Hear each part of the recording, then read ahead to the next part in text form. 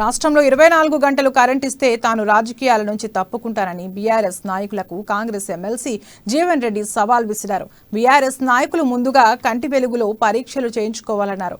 ఔరంగజేబు కాలంలో జుట్టు పన్ను ఉంటే ఇప్పుడు కేసీఆర్ పాలనలో ఏసీడీ ఛార్జీలు ఉన్నాయని విమర్శించారు. ఏసీడీ ఛార్జీలు చట్టవిరుద్ధమని జీవన్ రెడ్డి చెప్పారు. వ్యవసాయానికి నిర్ణీత సమయంలో కరెంటు సప్లై చేయాలని కోరారు. నిజామాబాద్ పార్లమెంట్ స్థానం నుంచి పోటీ చేయడం విషయంలో అధిష్టానానిదే తుది నిర్ణయమని జీవన్ రెడ్డి స్పష్టం చేశారు. రాష్ట్రంలో ముందస్తు ఎన్నికలు వస్తే మాత్రం తాను అసెంబ్లీకి పోటీ చేస్తానని చెప్పారు. తనకు అసెంబ్లీకి పోటీ చేయాలని ఉందన్నారు. నిజామాబాద్ లోక్సభ స్థానంలో కాంగ్రెస్ బలంగా ఉందని జీవన్ రెడ్డి తెలిపారు. మార్పిడి అంటాడు. పంటల మార్పిడికి రైతు సిద్ధంగా ఉన్నాడు. ఇప్పుడు ప్రత్యామ్నాయ పంట ఏది అనేది ప్రధానం అని చెప్పి అంటున్నా. ఇలా మేము వరికి ప్రత్యామ్నాయము షుగర్, ఇలా కేంద్రం సరే పసుపు బోర్డు ఏర్పాటు చేస్తలేదు, ఇలా ప్రైస్ కు సంబంధించినటువంటి ఒక మద్దతు ధర లేదు. అది కేంద్ర ప్రభుత్వం యొక్క వైఫల్యం అయితే నువ్వు సబ్సిడైజ్ చేయొచ్చు కదా. ఎకరానికి 3,000 రూపాయలు, సారీ క్వింటల్ 3,000 రూపాయలు, 4,000 ఇచ్చి గతంలో 3,000 రూపాయలు ఇచ్చిందే.